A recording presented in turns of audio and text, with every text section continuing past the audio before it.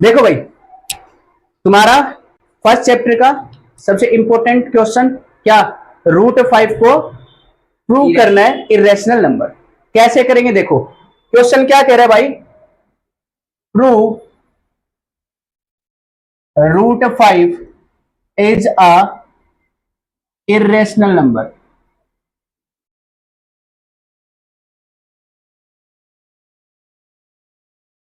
क्या करना है भाई, √5 को इरेशनल नंबर प्रूव करना है। कैसे स्टार्ट करेंगे देखो जरा, लेट भाई देखो मेरी बात सुनो, √5 को मेरे को अगर इरेशनल नंबर प्रूव करना है तो मैं क्या करूंगा, पहले √5 को एक रैशनल नंबर मान लूंगा, फिर उसकी जो प्रॉपर्टीज होंगी उनको क्या करूंगा भाई, फुलफिल करने की कोशिश करेंगे। अगर वहां से कॉन्ट्राडिक्शन आ जाती है या वो प्रॉपर्टी को फुलफिल नहीं कर पा रहा तो भाई वो क्या हो जाएगा, इरेशनल हो जाएगा। तो सबसे पहले स्टार्ट क्या करेंगे, let √5 is a rational number. ये मैंने क्या कर लिया भाई, अज्यूम कर लिया कि √5 है एक रेशनल नंबर है। अब रेशनल नंबर की प्रॉपर्टी क्या होती है कि कोई भी नंबर अगर रेशनल नंबर होता है तो वो p/q की फॉर्म में लिखा जाएगा, हाँ, और q is not equal to क्या हो जाता है, 0। तो यहां पे कह देंगे क्या,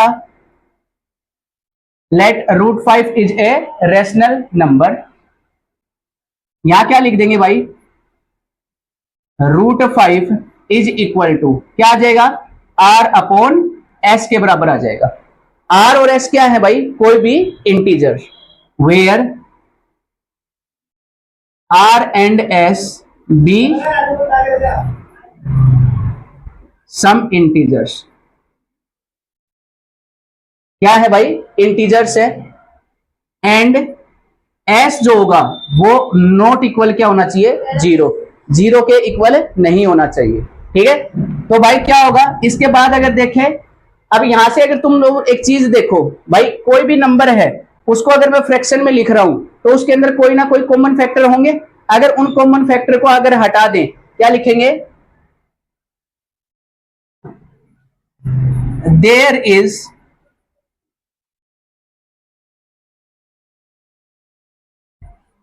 कॉमन फैक्टर।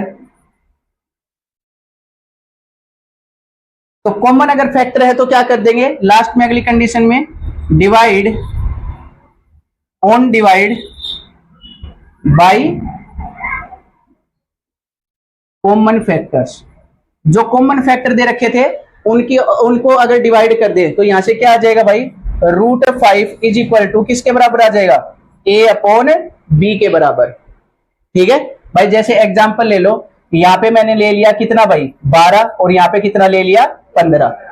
अब यहां से अगर मैं 12 को करूं तो मैं क्या लिख सकता हूं, 3 गुना 4, और 15 को क्या लिख सकता हूं, 3 गुना 5। भाई ये जो था मेरा, ये किसके बराबर था, एग्जाम्पल के लिए लो, r/s था, बोलो हाँ या ना। अब मैंने इसको ऐसे लिख दिया तो ये 3 और 3 कॉमन फैक्टर है। अगर मैं इससे डिवाइड कर दूंगा तो ये 4/5 किसके बराबर आ जाएगा, a/b के बराबर आ जाएगा कि नहीं आ जाएगा। तो यह लिख देंगे √5 बराबर a/b, where a and b are co-prime numbers।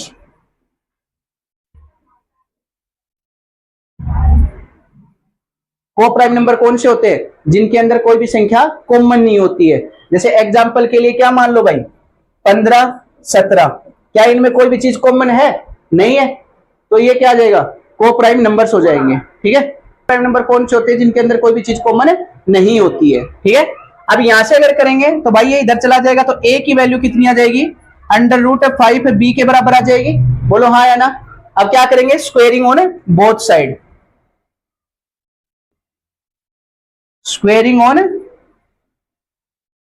Both sides, दोनों साइड स्क्वेयर कर देंगे। तो भाई a का स्क्वेयर करेंगे तो क्या आएगा, a², √5 का स्क्वेयर करेंगे तो 5, और b का स्क्वेयर करेंगे तो क्या आ जाएगा, b²। बताओ कोई दिक्कत। अब भाई ये इसके साथ मल्टीपल में है तो इसका क्या मतलब हो जाएगा कि 5 डिवाइड्स a²। जो ये 5 है ये a² को क्या करेगा, डिवाइड करेगा। अब एक तुम्हारी थ्योरम है 1.3, वो क्या बोलती है कि अगर 5 डिवाइड कर रहा है a² को तो भाई इसका मतलब क्या होगा, 5 डिवाइड करेगा किसको, a को भी। अगर 5 a² को डिवाइड कर रहा है तो ये 5 a को भी डिवाइड करेगा। बताओ कोई दिक्कत, यानी कि 5 का मल्टीपल होगा। तो इसको मैं कैसे लिख सकता हूं, मैं यहां पे लिख दूंगा क्या भाई, जो हमारा ये था a, ये किसके बराबर आ जाएगा 5 के मल्टीपल और किसी कांस्टेंट c के बराबर। बताओ कोई दिक्कत, a की वैल्यू किसके बराबर आ जाएगी 5c। जो हमारी ये वाली थी इसको क्या मान लेंगे इक्वेशन नंबर फर्स्ट। बताओ कोई दिक्कत। अब वो वाली जो वैल्यू है वो यहां पुट कर देंगे, क्या लिखेंगे, put this value in equation number first. किस इक्वेशन में पुट कर देंगे भाई, फर्स्ट इक्वेशन में। बताओ कोई दिक्कत। जब पुट करेंगे तो क्या आएगा, put this value in equation number first. इस इक्वेशन में फर्स्ट इक्वेशन में पुट करेंगे तो भाई देखो a स्क्वायर की जगह मैं a की जगह क्या लिख दूं 5c का स्क्वायर बराबर इधर क्या आ जाएगा 5b स्क्वायर के बराबर। यहां से अगर इसका स्क्वायर करेंगे तो क्या आ गया भाई 25c स्क्वायर बराबर 5b स्क्वायर आ जाएगा। बोलो हाँ या ना। देखो इसको काटेंगे 5 से कितने पे जाएगा 5 पे, यहां से यहां क्या आ जाएगा b स्क्वायर बराबर क्या आ जाएगा 5c स्क्वायर के बराबर। बताओ कोई दिक्कत। अब यहां से बोल देंगे क्या भाई कि 5 डिवाइड्स b स्क्वायर। 5 किसको डिवाइड कर रहा है b स्क्वायर को डिवाइड कर रहा है। अब वही थ्योरम 1.3 से क्या हो जाएगा 5 डिवाइड करेगा किसको b को भी। बोलो हाँ या ना। अब देखो यहां से दिख रहा है मेरे को कि 5b का भी कॉमन फैक्टर है और a का भी कॉमन फैक्टर है, तो यहां लिख देंगे this implies a and b have at least one common factor that is 2 other than 1। एक के अलावा एक और कॉमन फैक्टर आ गया, वो चीज क्या कर रहा है कॉन्ट्राडिक्ट कर रहा है, क्योंकि हमने यहां क्या देखा था कि भाई उसका कोई भी कॉमन फैक्टर नहीं होगा। बोलो हाँ या ना। तो यहां से क्या लिख देंगे this implies it contradicts our assumption।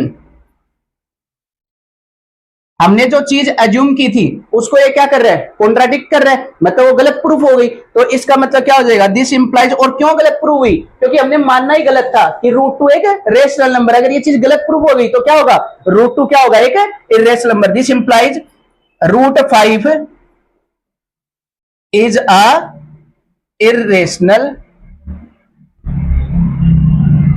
Number.